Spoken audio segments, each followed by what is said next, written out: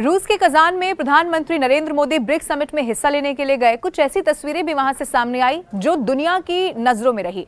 अब BRICS summit से ही जुड़ी हुई 7 कुछ ऐसी बातें हम आपको बताने जा रहे हैं जिस पर सहमत हुए हैं पीएम मोदी, पुतिन और जिनपिंग समेत सभी नेता। देखिए, ब्रिक्स समिट में शामिल होने के बाद प्रधानमंत्री नरेंद्र मोदी स्वदेश लौट चुके हैं, वो भारत वापस आ चुके हैं। 2 दिन का ये जो दौरा रहा वो कूटनीति के लिहाज से बहुत महत्वपूर्ण रहा। ऐसा इसीलिए क्योंकि रूस के राष्ट्रपति पुतिन के अलावा प्रधानमंत्री नरेंद्र मोदी ने चीन के राष्ट्रपति शी जिनपिंग से भी मुलाकात की। अब ईरान, यूएई समेत कई देशों के नेताओं से भी वहां पर मुलाकात हुई, वो तस्वीरें भी सामने आई। लेकिन ब्रिक्स समिट के आखिर में जो कजान घोषणा पत्र जारी किया गया उसमें 7 बहुत इंपॉर्टेंट बातें सामने आई हैं और इन पर ब्राजील, रूस, भारत, चीन और दक्षिण अफ्रीका के नेता सहमत हो गए। अब आइए आपको मैं बताती हूं कि ब्रिक्स समिट से क्या कुछ खास निकलकर सामने आया है।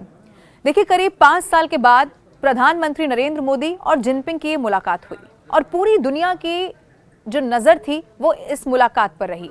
इसके अलावा रूसी राष्ट्रपति पुतिन ने ईरानी राष्ट्रपति मसूद पेजेश्कियान से भी मुलाकात की।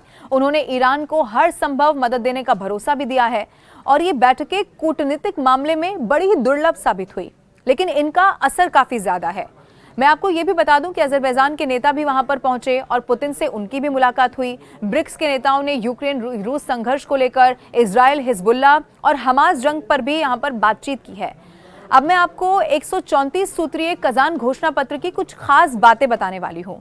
दरअसल ब्रिक्स ने इंटरनेशनल सिस्टम को और ज्यादा लचीला, कुशल और जवाबदेह बनाने की बात कही है और ये भी साथ ही कहा है कि उभरते हुए विकासशील देशों को इसमें जगह दी जानी चाहिए।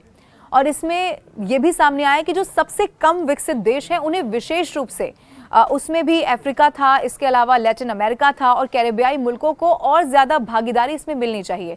इसके अलावा रूस और चीन पर पश्चिमी देशों की तरफ से लगाए गए प्रतिबंधों पर स्पष्ट कटाक्ष करते हुए ब्रिक्स के नेताओं ने वैश्विक अर्थव्यवस्था को बंधन मुक्त कराने की भी बात कही और इसके साथ ही किसी भी देश के खिलाफ एक तरफा फैसले या फिर ताकत के दम पर कोई भी कार्रवाई करने का विरोध किया गया है।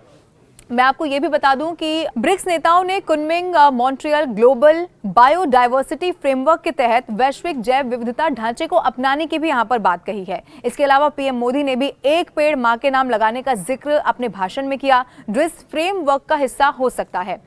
अब ब्रिक्स देशों ने साउथ एशिया और अफ्रीका के संघर्षग्रस्त क्षेत्रों में नागरिकों की मौत पर भी शोक व्यक्त किया और इसके अलावा तनाव को कैसे खत्म किया जाए इस पर भी बात की है। इसके साथ ही अंतर्राष्ट्रीय कानूनों के अनुसार तुरंत लोगों की जिंदगी बचाने के लिए उपाय करने पर भी जोर दिया गया।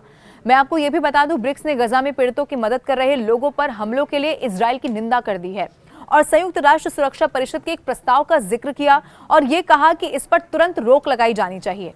अफ्रीकी देशों की समस्याओं के समाधान के लिए African solution to African problem principle को मंजूरी दे दी गई। इसमें साफ कहा गया है कि इससे महाद्वीप में संघर्ष को खत्म करने में मदद मिल सकती है।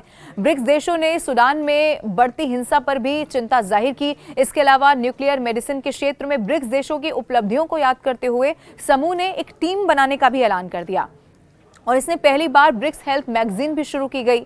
ब्रिक्स मेडिकल एसोसिएशन का भी यहां पर गठन किया गया। ये 7 वो अहम बातें जो ब्रिक्स समिट से निकलकर सामने आई और जब वॉर की बात आई, यानी कि जब युद्ध की बात आई, वो स्टैंड जो भारत का इससे पहले भी हर बार कायम रहा, चाहे वो रूस और यूक्रेन के युद्ध की बात हो या फिर इजराइल और ईरान की, भारत ने फिर से इस बात को यहां पर इस ब्रिक्स समिट के दौरान दोहराया कि युद्ध किसी भी समस्या का समाधान नहीं हो सकता है। शांति प्रिय तरीके से एक बीच का रास्ता निकाला जाना चाहिए और युद्ध का विरोध भारत ने एक बार फिर से इस ब्रिक्स समिट के दौरान किया।